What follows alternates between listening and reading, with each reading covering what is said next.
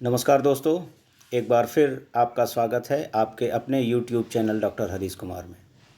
आप परीक्षा की तैयारी कर रहे होंगे और उसी के क्रम में यह टेस्ट सीरीज जो चल रहा है, आज दूसरा टेस्ट है बाल विकास का। पिछले टेस्ट में भी आपका परफॉर्मेंस अच्छा रहा होगा। इस टेस्ट में भी आपसे 30 प्रश्न पूछे जाएंगे, उसमें से 30 में 30 आपको लाना है।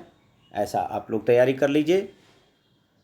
जिन लोगों ने अभी तक हमारे चैनल को सब्सक्राइब नहीं किया है वो सब्सक्राइब कर लें, क्योंकि अभी ये टेस्ट सीरीज चलेगा और फिर इसके बाद आप उसको कमेंट करें, शेयर करें। चलिए शुरू करते हैं हम लोग आज का पहला प्रश्न। पहला प्रश्न है 3H में कौन शामिल नहीं है। ये 3H, इसको समझ लीजिए कि 3H है क्या।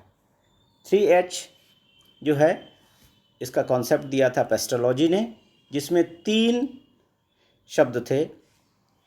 वो तीनों शब्द H से शुरू होते थे।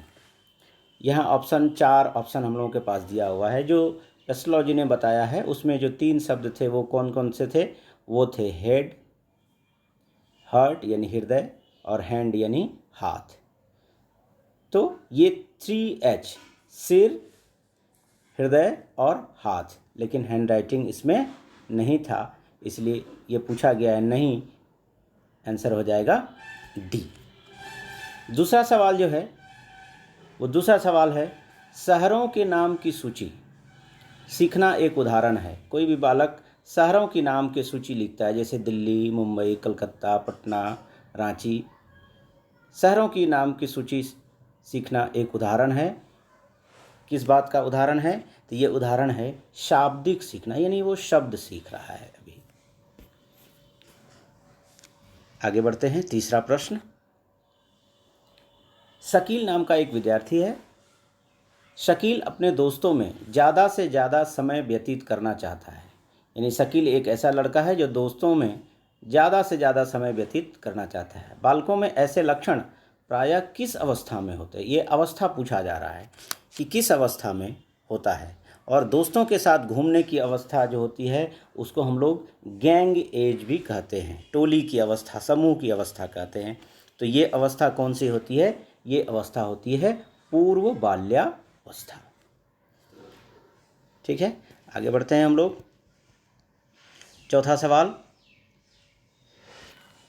हम लोग लेते हैं कि बाल केंद्रित शिक्षा की एक प्रमुख विशेषता इसमें से कौन सी नहीं है। बाल केंद्रित शिक्षा जो है वो बालकों से केंद्रित शिक्षा है, और नई शिक्षा प्रणाली जो है वो बाल केंद्रित शिक्षा के नाम से ही जानी जाती है। इसमें एक प्रमुख विशेषता नहीं है। इस नहीं पर हमेशा मैं बार बार कह रहा हूँ कि नहीं पर हमेशा क्वेश्चन में ध्यान दीजिएगा आप लोग। ऑप्शन है बालकों के अंदर किसी भी विषय के संप्रत्य का निर्माण व उसकी समझ तथा उपयोगिता हेतु मार्गदर्शन प्रदान करना चाहिए। ये तो है। शिक्षक चूँकि मार्गदर्शक है अतः उन्हें छात्रों के कार्यों में सहयोग करना चाहिए। बिल्कुल, यह भी सही है। बालकों को स्वावलंबी और स्वतंत्र बनने की प्रेरणा देनी चाहिए। यह भी सही है। अब देखते हैं option number D. Option number D ये है कि बालकों को अनुशासन के बंधन में नहीं बांधना चाहिए। ये गलत है, इसलिए ये आंसर यही वाला हो जाएगा, क्योंकि पूछा है नहीं। पांचवा प्रश्न, इनमें कौन बाल विकास का सिद्धांत नहीं है? बाल विकास के कई सिद्धांत, हमने पिछले YouTube वीडियो में आपको बाल विकास के 12 सिद्धांतों के बारे में चर्चा किया है। वो वीडियो जो है बाल विकास के सिद्धांत, प्रमुख सिद्धांत के शीर्षक से YouTube में मौजूद है, आप उसको देख सकते हैं। इसमें हम लोग ये देखते हैं कि निरंतर विकास का सिद्धांत है, विकास की दिशा का सिद्धांत है, और व्यक्तिगत विभिन्नता का भी सिद्धांत है, लेकिन अपरस्पर संबद्धता का सिद्धांत नहीं है। इसलिए पूछा है यहाँ नहीं, कुछ उत्तर हो जाएगा डी।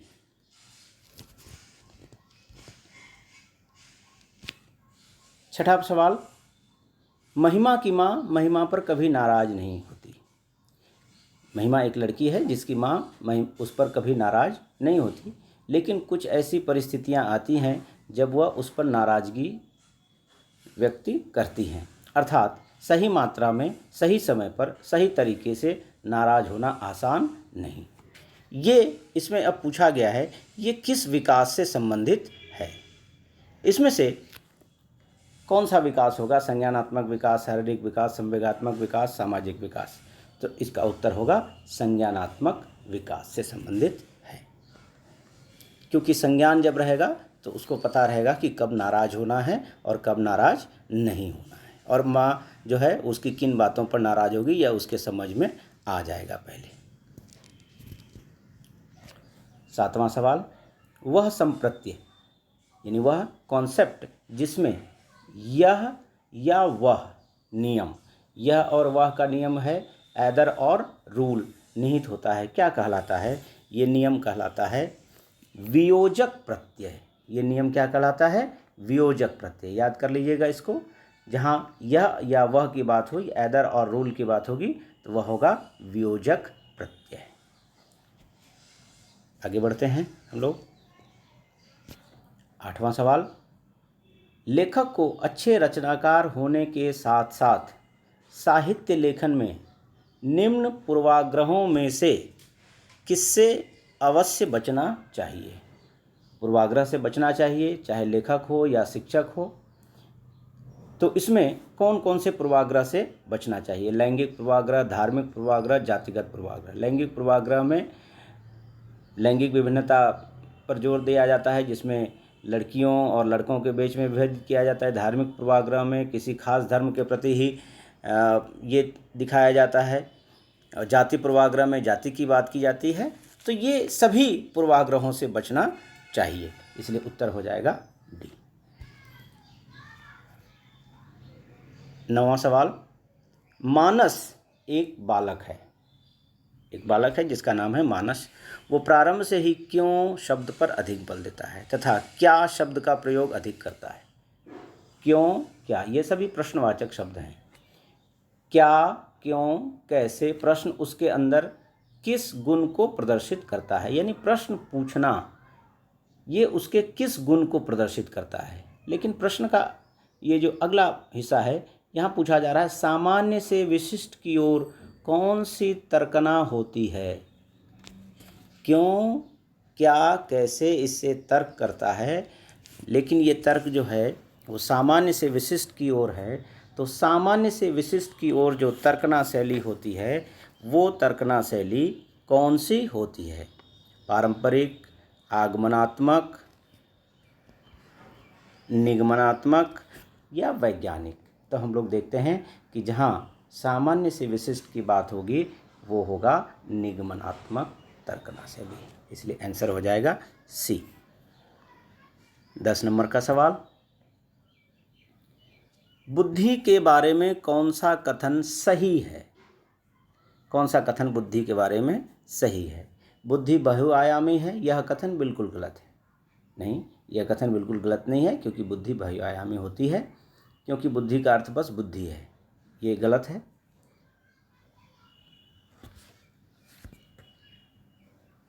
बुद्धि अभिसारी रूप से सोचने की योग्यता है, नहीं, अभिसारी भी होता है, अपसारी भी होता है, यह भी गलत हो जाएगा। बुद्धि अनुवांशिक विशेषक है जिसमें तर्क व स्मरण शामिल है, लेकिन बुद्धि का वातावरण का भी प्रभाव होता है, इसलिए यह भी गलत हो जाएगा। अब देखते हैं अंतिम ऑप्शन, बुद्धि को परिभाषित करना कठिन है बल्कि मापना आसान। ये ऑप्शन सही है, इसलिए ये आंसर हो जाएगा डी। दोस्तों, आपको ये टेस्ट अच्छा लग रहा होगा, निश्चित रूप से आपको लाभ मिल रहा होगा, ऐसी उम्मीद है। और आपको लाभ मिले, हमारा हेतु भी यही है कि आपको लाभ मिलता रहे। अगला प्रश्न 11 नंबर का, वाइगोत्स्की विद्वान हैं, अधिगम के बारे में कहते हैं कि निष्क्रिय रूप से क्रिया है, एक आंतरिक इच्छा का परिणाम है, सामाजिक गतिविधि है, उपरोक्त सभी। तो ये क्या होगा? यह हो जाएगा सामाजिक गतिविधि, क्योंकि वाइगोत्स्की का सिद्धांत जो है वो सामाजिक सिद्धांत ही वाइगोत्स्की का है। 12 नंबर का सवाल देखते हैं हम लोग, बच्चों को लिखना सिखाने में, ये क्या है? लिखना जो बच्चों को सिखाया जाता है वो क्या है? अस्थाई, अस्थाई, अपेक्षाकृत अस्थाई, इनमें से कोई नहीं। तो ये होगा इसका अपेक्षाकृत अस्थाई। ठीक है, क्योंकि लिखना भी जो है वो अगर अभ्यास नहीं होगा तो फिर वो स्थायी नहीं रह पाएगा। अगला प्रश्न है 13 नंबर का। बचपन से लेकर बड़े होने तक बहुत से अनुभव होते हैं। विभिन्न घटनाओं की इस स्मृति को कहा जाता है। यानी आप जब बचपन की घटनाओं को याद करते हैं और उन घटनाओं की यादें आपके दिमाग में रहती हैं, तो ये आपको कैसी रहती हैं? ये प्रसंग के रूप में रहती हैं। इसलिए इसको कहा जाता है प्रासंगिक स्मृति। प्रसंग के रूप में, फलाना प्रसंग, हम कहीं गए थे तो ऐसा हुआ था, हम मेला गए थे तो ये खरीदे थे, मामा जी आए थे तो ये दिए थे, ये एक प्रसंग होता है। ये स्मृति जो होती है, इस प्रकार की स्मृति, ये प्रासंगिक स्मृति कहलाती है। 14 नंबर का सवाल। जब कोई छात्र क्रोधित होता है तो उसके पहले हुए क्रोध एवं कुंठा की भी याद आती है। यानी अब जब वो क्रोधित होता है तो वो पिछले बार जब क्रोध किया था और किन कारणों से क्रोध किया था और उससे उसको क्या परिणाम हुआ था, यह भी याद आती है। इस तरह की स्मृति को कहा जाता है, इस तरह की स्मृति को कहा जाता है संदर्भ। यानी वह भी एक प्रकार के पिछले किन बातों के कारण वो क्रोधित हुआ था और उससे उसको क्या ग्लानि महसूस हुई थी, क्यों उसको कुंठा की अवस्था में जीना पड़ा था, तो यह होता है संदर्भ आश्रित स्मृति। आगे बढ़ते हैं हम लोग। स्कॉल्पिंग प्रभाव। स्कॉल्पिंग प्रभाव जो है वो स्कॉल्पिंग प्रभाव पुनर्बलन की अनुसूची से है संबंधित, और उसमें स्कॉल्पिंग प्रभाव जो है यह निश्चित पुनर्बलन अनुसूची से संबंधित होता है। यानी स्कॉल्पिंग प्रभाव का संबंध निश्चित पुनर्बलन अनुसूची से है। अगला सवाल देखते हैं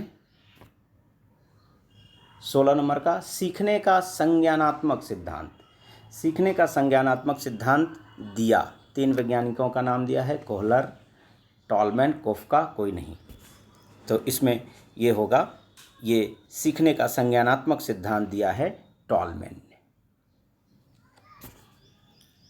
आगे बढ़ते हैं हम लोग। 17 नंबर का सवाल। स्मृति लोप यानी याददाश्त का समाप्त हो जाना या याददाश्त चला जाना, स्मृति लोप किसे कहते हैं? तो इसको स्मृति लोप कहेंगे स्मृति का आंशिक या पूर्णतः लोप। यानी किसी की याददाश्त पूर्णतः चली जाती है या कुछ बातें याद रहती हैं और कुछ बातें याद नहीं रहती हैं, कुछ घटनाएं याद रहती हैं, कुछ घटनाएं याद नहीं रहती हैं, तो इसी को कहते हैं स्मृति का आंशिक या संपूर्ण लोप। लोप मतलब समाप्त होना। आगे बढ़ते हैं 18 नंबर का सवाल। कुछ बालक आक्रामक व्यवहार इसलिए दिखाता है कि अन्य लोगों का ध्यान वह अपनी ओर आकृष्ट कर सके। कुछ बालक कक्षा में ऐसे होते हैं जो जानबूझकर कुछ ऐसी हरकतें करते हैं ताकि शिक्षक का ध्यान उसकी ओर आकर्षित हो, या घर में वह इस प्रकार की हरकत इसलिए करता है, आक्रामकता दिखाता है, उच्छृंखलता दिखाता है कि उसकी ओर आकर्षित हो। तो इस तरह की आक्रामकता को किस श्रेणी में रखा जाएगा? श्रेणी पूछा जा रहा है कि कौन सी श्रेणी में रखा जाएगा। तो ये रखा जाता है साधनात्मक आक्रामकता। ये साधनात्मक आक्रामकता इसलिए कहते हैं कि उसका इससे ऐसे आक्रामकता दिखाने से उसका कोई हित सध जाता हो। घर में आक्रोशित होता है कुछ चीज़ों को की डिमांड के लिए, उसको साइकिल चाहिए वो, या उसको अच्छा पेंसिल बॉक्स चाहिए, अच्छा स्कूल बैग चाहिए, अच्छा जूता चाहिए, इसके लिए वो कुछ आक्रामकता दिखाता है और उसके लिए रहता है कि वह कुछ चीज़ों को साधन उसको उपलब्ध हो जाए या किसी विषय को वह साधना चाहता है, यानी उसको प्राप्त करना चाहता है, इसलिए इसको कहते हैं साधनात्मक आक्रामकता। 19 नंबर का सवाल। टहलना, वॉकिंग करना एक क्या है? यह प्रतिवादी अनुक्रिया है, संवेदी अनुक्रिया है, ऐच्छिक अनुक्रिया है, क्रिया प्रसूत अनुक्रिया है। तो टहलना जो है ये माना जाता है कि यह एक ऐच्छिक अनुक्रिया है, इसलिए उत्तर हो जाएगा सी नंबर। 20 नंबर का सवाल। इसमें कौन शिक्षण वक्र नहीं है? शिक्षण का वक्र बनता है ग्राफ पर, और कई प्रकार के वक्र बनाए जाते हैं। अलग अलग विद्वानों ने अलग अलग प्रकार के वक्र बनाए हैं। तो शिक्षण वक्र जो है वो रैखिक त्वरण वक्र भी होता है, धनात्मक त्वरण वक्र भी होता है, ऋणात्मक त्वरण वक्र भी होता है, लेकिन वृत्ताकार नहीं होता। इसलिए उत्तर हो जाएगा 20 का डी। आप लोग पूरी तरीके से समझ रहे होंगे। अगर इसमें कहीं किसी प्रश्न में डाउट होता है तो आप निश्चित रूप से कमेंट बॉक्स में लिखिएगा। मैं सभी कमेंट को देखता हूं और आपका समाधान करने का प्रयास करूंगा। 21 नंबर का प्रश्न, प्राथमिक कक्षाओं में पर्यावरण अध्ययन पढ़ाने के लिए निम्नलिखित में से कौन सा उद्देश्य संबंधित नहीं है? देखते हैं कौन सा उद्देश्य संबंधित नहीं होगा प्राथमिक विद्यालय कक्षाओं में पर्यावरण अध्ययन पढ़ाने के लिए।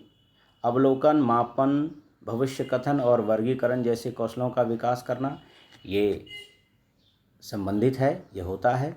भौतिक और सामाजिक परिवेश के प्रति संवेदनशीलता विकसित करना, यह भी होता है।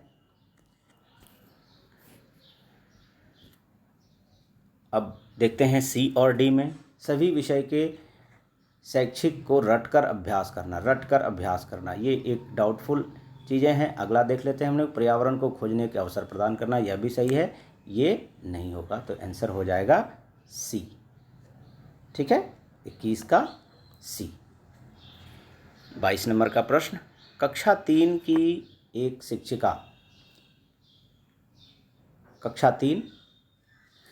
शिक्षिका शिक्षार्थियों को कहती है कि वे अपने सभी आवश्यक कागज या रिपोर्ट को एकत्रित कर जो भविष्य में उपयोगी हो, यानी सभी कागज़ों को, सभी रिपोर्ट्स को सिलसिलेवार ढंग से एकत्रित करे जो भविष्य में उसको काम दे, भविष्य में उपयोगी हो। उन्हें एक फ़ोल्डर में डाल दे या फाइल बनाकर उसको रख दे। इन फोल्डर को क्या कहा जाएगा? यह जो फाइल बना, सिलसिलेवार ढंग से कागजातों की जो फाइल बनी, इसको क्या कहा जाएगा? सवाल यही है हम लोगों के पास। क्या इसको परियोजना कार्य कहेंगे, क्या इसको घटना वृत्तांत अभिलेख कहेंगे, या पोर्टफोलियो कहेंगे, या गृह कार्य कहेंगे? तो इसमें यह होगा कि इसको परियोजना कार्य नहीं कहेंगे, पोर्टफोलियो भी नहीं कहेंगे, गृह कार्य भी नहीं कहेंगे, इसको कहेंगे घटना वृत्तांत अभिलेख, क्योंकि सिलसिलेवार ढंग से चीज़ों को अरेंज करने के लिए अध्यापिका ने निर्देश दिया है। 23 नंबर का सवाल, अध्यापिका ने यह ध्यान दिया कि शकीला अपने आप किसी एक समस्या का समाधान नहीं कर सकती, यानी एक बालिका है जो स्वयं से अपनी समस्या का समाधान नहीं कर सकती, फिर भी यह एक वयस्क या साक्षी के मार्गदर्शन की उपस्थिति में ऐसा करती है, यानी किसी की उपस्थिति में वह समस्या का समाधान करती है। इस मार्गदर्शन को कहते हैं, ये मार्गदर्शन क्या कहलाएगा? पूर्व क्रियात्मक चिंतन, समीपस्थ विकास का क्षेत्र, सहारा देना, पार्श्वकरण, ये कहलाएगा समीपस्थ विकास का क्षेत्र, यानी किसी का सहारा लेकर, किसी के समीप बैठकर, किसी वयस्क के समीप बैठकर वो अपने समस्या का हल करता है। तो ये कहते हैं समीपस्थ विकास का क्षेत्र। आगे बढ़ते हैं 24 नंबर का प्रश्न, एक बच्चा जिस अवस्था में सभी संख्या संबंधी संक्रियाओं को करने में सक्षम है, संख्या संबंधी जो संक्रिया है उसको करने में सक्षम है, तथा भिन्नों के संप्रत्यय की व्याख्या करने में सक्षम है, यानी भिन्न का जोड़ घटाव गुना भाग ये करने में भी सक्षम है, वह अवस्था है। वो कौन सी अवस्था है? ये अवस्था कौन सी अवस्था कहलाएगी? संक्रियात्मक अवस्था, आरंभिक अवस्था, परिमाणात्मक अवस्था, विभाजनात्मक अवस्था? ये अवस्था कहलाएगी संक्रियात्मक अवस्था। आगे बढ़ते हैं हम लोग 25 नंबर का प्रश्न, प्राथमिक कक्षाओं में पर्यावरण अध्ययन के लिए निम्नलिखित सभी सामान्य उपागमों का अनुपालन किया जाता है, केवल इसे छोड़कर, यानी कि इसमें से किसी एक को छोड़कर। तो मूर्त से अमूर्त, सरल से कठिन, स्थानीय से वैश्विक और अमूर्त से मूर्त। ये देखिए ऑप्शन नंबर 1 और 4 एक दूसरे के विपरीत है, तो ये जो सही होगा वो होगा मूर्त से अमूर्त, सही है, सरल से कठिन, सही है, स्थानीय से वैश्विक, सही है, जिसमें लोकल चीज़ों से, स्थानीय चीज़ों से फिर विश्व के संबंध में ज्ञान प्राप्त किया जाता है। तो ये छोड़कर होगा, कौन सा छोड़कर? तो 4 नंबर को छोड़ देंगे तो ये क्या हो जाएगा आंसर ए, केवल 4 को छोड़कर बाकी सभी जो हैं वो सही हैं। आगे बढ़ते हैं हम लोग। 26 नंबर का प्रश्न, प्राथमिक अवस्था में गणित में रचनात्मक मूल्यांकन में अंतर्निहित है। जो प्राथमिक स्तर पर गणित का जो मूल्यांकन करते हैं उसमें रचनात्मक मूल्यांकन में क्या क्या अंतर्निहित है। सामान्य त्रुटियों को पहचानना, क्रिया प्रणाली के ज्ञान और विश्लेषणात्मक प्रतिभाओं की परीक्षा, विद्यार्थियों की ग्रेड व रैंक। अगला बच जाता है अधिगम में असंगति को और शिक्षण में कमियों को पहचानना। ये रचनात्मक मूल्यांकन का उद्देश्य नहीं होता है, इसलिए आंसर हो जाएगा डी। 27, भाषा शिक्षण में खेल का सर्वाधिक महत्वपूर्ण स्थान है।